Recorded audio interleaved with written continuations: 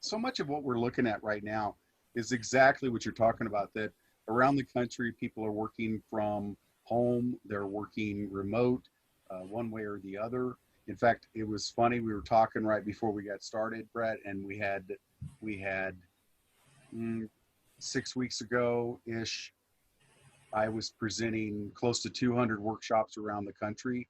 My name is Pat Dewar, and I really am honored to be a part of this material, the book that you're trying to produce, and the project you're working on. Because as I went around the country teaching leadership and business development and things of that nature, it was amazing how fast everything ground to a halt. In fact, 48 hours later, this company that my client literally sends close to 300 trainers around the country to speak in a to professionals. They switched on a dime and went to webinars. And so many of us are in this world now where we're dealing with a camera and maybe you've never done this stuff before. Maybe you've never done a live before. A lot of people haven't. They're afraid of recording themselves. They're afraid of public speaking.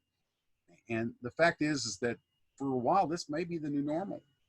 And for a lot of people, the companies out there, they're wanting to try to maintain or sustain some sort of income during this transition or this time period. Or even, there's a lot of talk about us opening back up. I hope that they don't close us back down later. But either way, this is going to be, I believe, a big part of the way a lot of people do business in the future.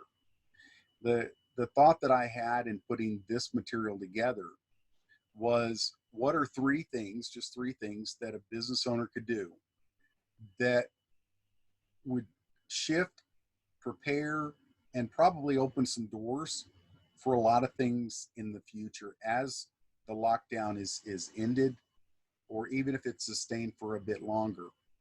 And there's simple things. Maybe there are things that you've already thought about, you already know about, you may already do. But amazingly enough, some of them, a lot of people just get busy doing the do. You know what I mean? Where you just kind of do your thing and you're busy getting the things on your list of to-dos to dones. Your happy thoughts are to dones. And so that's what we really want to try to use this time, redeem this time into something that is productive and effective and can relaunch your business, because we all have an opportunity. Amazingly enough, we all have an opportunity to relaunch our business as this lockdown ends, or even if it's sustained for more. There's some things that we can do that will shift everything. So let's get right into it. Absolutely. By the way, when we were doing the radio show, we used to call it the hamster wheel. You just kind of the wheel, and it just keeps going around and around and around. And, sometimes we just keep doing it. So, yeah, let's get into it. Yeah. So often you're exactly right, Brett, the hamster wheel that we get on. And so one of the things that I would challenge every business owner out there is, have you updated your unique service proposition? Many people call it USB, unique selling proposition, whatever it is for you. But do you really have a message to your marketplace that gets them to go, tell me more? Have you identified the top 20% of your clients? Many people think they know that. I'm just saying, hey, have you really gone through and said, who brings in the 80% of the revenue?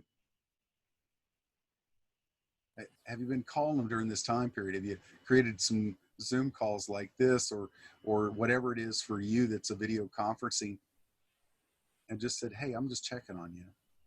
Are y'all okay? And then what are the channels? Have you ever looked at what are the channels of business that feed your top 20%? And so let's talk about those. That unique selling proposition or service proposition. What do you do better than anybody else in your industry? What makes you special? unique? I have an answer. Well, for you, Brett, you have some things that are unique, and if you wanted, it'd be kind of fun to interact with you, and just so that they see an example. What do you do differently or better than anybody else in your industry? Well, I literally, part of the problem while I was late today, not only was I working and trying to work, but also trying to be a principal and a teacher because school's in session at home. And I literally just got off the call not more than an hour ago with a business owner, and he finally saw the light of day. And because I always ask him, I say, what business are you in? And I'll ask you the same question, what business are you in? I know that what the business that I'm in is the sales business to make money. Yeah, and that was kind of his answer too, and that's not the business I'm in. And the business that I'm in and the business that I've been trying to get him to see the light of day on is that I'm in the people business. True. I'm in people helping people business. And that a lot of people may say that you're in business, or that you sell businesses, you service businesses. I service consumers, I service schools or churches or religious organizations. Over the course of our radio program that was on the air for over 12 years, I have always said that we were in the people to people, people helping people business.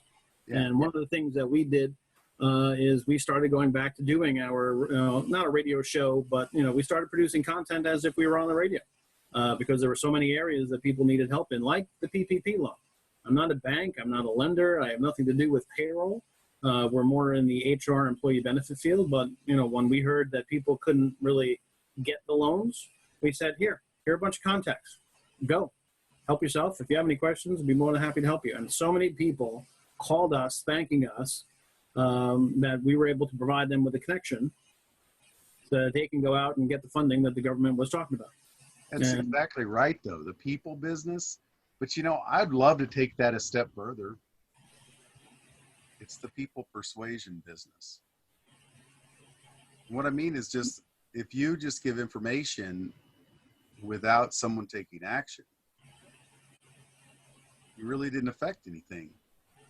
You had people that took action because you gave value, and those that took action got the result, because information with implementation creates transformation. Information without implementation is a waste of time. I mean, would you agree with that, Brett? Absolutely. I mean, there are people who are going to be able to sit there and go, hey, by the way, I didn't do it, I didn't do it, or I did do it. At the end of the day, the issue is still, we're helping people, giving you the information. If you want to do it, great. If not, we still did a lot more than everyone else. Yeah, but every business owner out there needs to see themselves in the people business, in the persuasion business, and they have to keep their eye on the goal. And it's funny how many people don't even get their goal. If you ask somebody what's the goal, well, the goal is to have a profit in the bottom line of whatever you're doing typically. So something left over so you can reinvest and grow your company, your organization, whatever it is. All I'm trying to do is just go, look, what do you do that's unique and different? What when someone comes to you and says, hey, what do you do? Do you have an answer that says, I'm a speaker, author, mentor, product generator, whatever? Or do you have something, specific? I'm just trying to talk to the people that are watching this or listening to it or reading it. And that's the thing that I would encourage every business owner out there to do, is really identify what's your unique service proposition. I know that mine is, I am mentoring leaders to activate their power so they can create their destiny. It's all about activation. To me, I think that people that don't take action will never see the results that they want in their career and in their life. and in their families. There's no legacy to leave when you don't take action. So when you've talked about some of the things that you guys do that makes you unique and different, why should someone choose to work with you, Brad? Why what makes you special? I mean, listen, I kind of take the same approach for pretty much whatever we do. We're in the people business, helping people. I think we're saying the same thing, people persuasion, same mentality. Oh, yeah. And, we're just trying to, listen, we're just trying to give you the tools and the information and the help that you need, whatever it may be. Maybe it's a connection, maybe it's information, maybe it's a service. Whatever we can do to go out and help. And that's really what makes us different, because the people who are part of our clientele, and we typically don't like to use that word, we typically like to do friends, family type of thing, because that's really what it's about. And, you can't necessarily, if I feel like a client, or someone feels like a client, then it's going to be that relationship. There's a certain rapport on all of it, isn't there? Yeah, and again, in this particular situation, being cooped up in a house, the one thing that I find that a lot of people are missing is that person-to-person connection. This is a nice little Zoom situation because it gets me talking about things that are, interesting and that I like, and it gets me away from my family. But at the end of the day, what is challenging is this personal connection. This is nice, but at the end of the day, we don't necessarily have that nonverbal sort of communication that we kind of rely on, regardless of whether we are conscious of it or not. Oh, absolutely. I get you. And this is really what is missing, I think, in being home or homeschooled or wherever you happen to be. It's that nonverbal communication that we all are clamoring for right now. Because I can say something right now and, I can say, well, that's not what I meant. Whether it's by email or by text, but when I am there in person with you, there's a whole nonverbal thing that happens, especially in business, where I could say something and, you can sit there and just, fold your arms and I know that you're not happy, but on Zoom, I don't have that. And I think that's, one of the things that, is really missing. And that's, what we try to help with our clients is really try to, focus on them and their help and what they need. And our personal preferences, the business and the money will come later. If you help people and you take care of people, people will take care of you in the end. I believe that for years and years. In 2005, I got to work with Zig Ziglar as one of his speakers, and he said that. He goes, if you just take care of other people and help them get where they want to go, you'll be fine. And I believe in that. Do you guys offer any kind of guarantee in what you do? No, there's really no guarantee. I mean, we try to, try to tell people, pricing. We're not going to increase our price, for 2 years is the only kind of guarantee that we offer. But again, we're in the business of people helping people. You call me up and you go, you can't afford it. What can you afford? How can we work it out? My price, again, my philosophy is, especially now, and a lot of people are just starting to realize this too. If I help you, you're going to help me. So if I say, listen, you owe me $1,000 and that's what it is, or my price is going up by $1,000, people are going to walk. But if I say, listen, my price is going up $100, and that's that. My assistant, who is really my receptionist, actually she's really both. I have told her, I said, if people call you on the phone and say, listen, I can't pay $100, can we go back to last year's price? I don't really want it. She has complete authority to do that. Because in the end of the day, I'm not going to miss $100. I'm fortunate. Maybe there are some people who are. But at the end of the day, I am not going to miss that $100. And I know if I treat you well, maybe you're going to refer someone else. Absolutely. But I have a feeling that your guarantee really is that you're out to do people good. You're always out to try to help them and guarantee that you're going to shoot straight with them and bring them the greatest value you can every day that you work with them. Now, let me just go on, because whatever business you're in, If you have the ability to guarantee, please. The guarantee is something that really does help increase conversion. During this time period, if you look at your top 20% of your clients, if you ask them, what do you think you're going to need when we come out of this lockdown? When business opens up, what do you think, if you looked at what are some of the challenges you're probably going to be facing? Not just your, when you're calling them, it's not just your products, or there are people or connections or resources that you can help them with. When you call on this, kind of how you doing, and it's the most valuable clients that you have. I would really encourage you to just avoid any selling, offering products. If they ask about something, that's fine. But let them know, this is just I want to make sure you're okay. But you're talking to those top 20 to make sure that you're top of mind, so that as we come out of this, that you're one of those people that are called.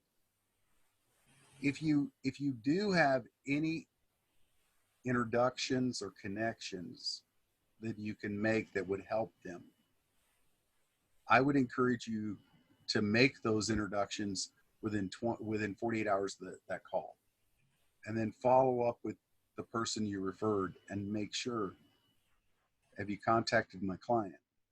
These are my best.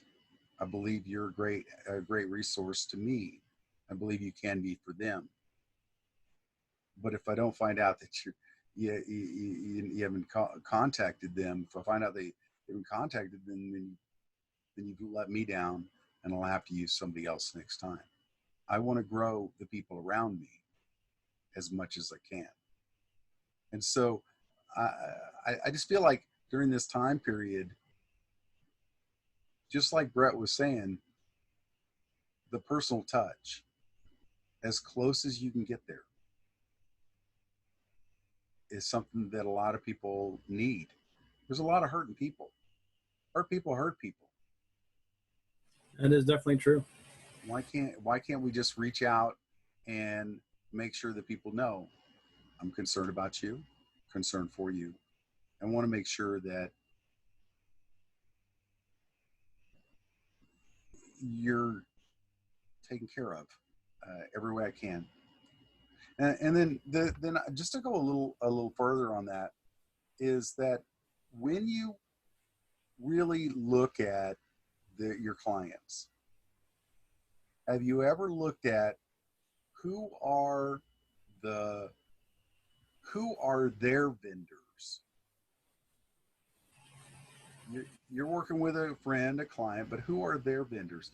If you were talking to someone that's in, like Brett, in your industry, is there an industry that tends to favor working with you a fair amount, like a good number of people that would come to you from a specific industry? Most of the people who come to us are probably the accounting profession. Okay. So the accounting profession. Who are the accounting profession's vendors, and who are some of their clients? Well, this is going to sound like that we planned this, and I can tell you that we didn't. But most of our sources of referral are accountants, and literally the call that I was on, and I was talking about a little bit earlier, was a payroll company. And what we did is we reached out to the payroll company, and literally we've been trying to get them to work with us because it's the people helping people. We've done exactly what you're about to talk about, and we didn't plan this at all. We found a payroll company to be able to say, hey, by the way, we want to partner with someone who can go out and help all of these accountants, maybe a better price, or deliver that same personal touch that we do, because a lot of the big payroll companies you're just a client, you're just a number, it is what it is. There are a lot of hurting businesses right now. And a lot of people don't realize this, but most of the payroll companies, the big ones anyway, they actually have a minimum charge, even if you're not running payroll. That's right. And, we went out and said, listen, we want to be able to work with a payroll company who does not do that. And, it's going to help us because our main source of business is accountants. So we can introduce you to the accountants, and, vice versa. If you have clients who, need our services, then, we can work together. So, again, this was not planned at all, but this is a great thing that, can help a lot of people. And a lot of people don't realize how powerful, this whole joint venture opportunity can become. Yeah, it's exactly right. I hadn't even said the words, but JB, that joint venture, it's just looking for referral partners, but not like a normal B&I kind of thing, Business Networkers International. It's more of, you want people that, if you're connected to the CPA or the accountant, and there are their clients, and you do something that would benefit their clients, and you can create a way of giving this CPA or accountant value. Well, this is the interesting thing. And I apologize about the sun here. We get a Western exposure. So sometimes I'm a little weird on the video, but this is an interesting topic because we have actually done this. We went out to the payroll company and said, we want to be able to do something for people right now because it's about people helping people. So what we did is said, look, in our payroll venture here, if you come to use the payroll company that we set up, we're going to pay you 10% of whatever comes in. And you don't have to be a client. You can just kind of, just say, hey, I know Bob, and, Bob is going to be a client. So when Bob becomes a client, we just pay you 10%. I guarantee you that this was essentially a very big source of revenue for someone who wanted to take us up on this. However, so many people are playing defense right now. Well, that's why I think nobody took us up. Yeah, I think this is so timely, though, is that a lot of people do have more time than we had before. Yes, we're busy, but the highest value investment that you can make in your time is to do the planning and preparing, so that as this thing begins to shift, you're positioned. Given a joint venture, a JV partner, a little bit of what you make, it's a great kiss. It's not a kickback. It's more of just a thank you. It's just hey, it's part of doing business. It's as good. You'd spend more than that on acquiring a client in your advertising budget. How much do you spend on advertising? And is that just a big net, or is it specifically designed to bring in one type of person? The interesting thing, though, is that nobody has taken us up on this because we're all just kind of in the boxing mode. We're playing defense right now. This could be a big source of revenue for someone who knows people who are in business or restaurants that are in business. To be able to say, listen, now is a really good time to really look into some of the expenses because, yeah, you know what? You don't necessarily know what's going to happen in the future. Now is a very good time to look at your supply chain and figure out where your services come from, what you pay for those services. Are there ways that you can actually reduce costs? And, it's that hamster wheel. We're just used to dealing with the same payroll company. We're just used to, working with the same people that we're just going to continue to do business the way we've always done business. And that's unfortunately why a lot of businesses are closed right now. Right. But even what's funny is that, see, accountants, they're, in working with an accountant, it's a different process because they want data and they want proof because they're risk averse, typically accuracy oriented. Whereas if you're talking to a CEO of a company, a lot of times they're like, look, I want growth. I want faster, get it done faster. I don't want it to be a problem. I want to just get it taken care of. And I guarantee you the first time that one of your clients opens the door, it's going to create one, the return on that investment is going to be way more than any amount of marketing you could have done beforehand. And that's what I'm trying to encourage the business owners out there to begin to look for. Have you really looked at their pain from their perspective, and then figure out how can you help them solve that pain and bring a massive benefit to them with additional sources of whatever it is that they're needing as we get started again. That's really what I'm trying to say when I say, look at all the channels that feed them. Actually do the exercise. Do that.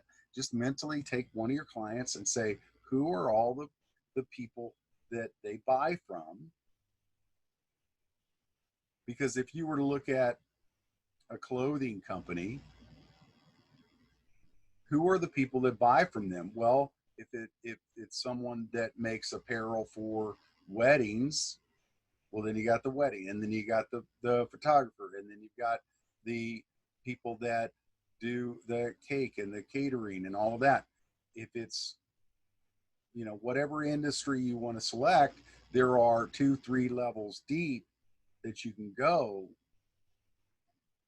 to create introductions, to create rapport, to create influence, to expand your business.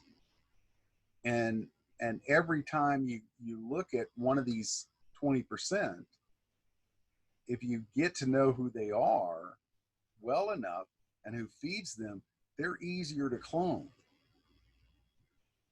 And if you could just double that 20%, how would that affect your bottom line and your profit on your company? And during this time period, we might be shut in, but we're not off the phone and off the computer.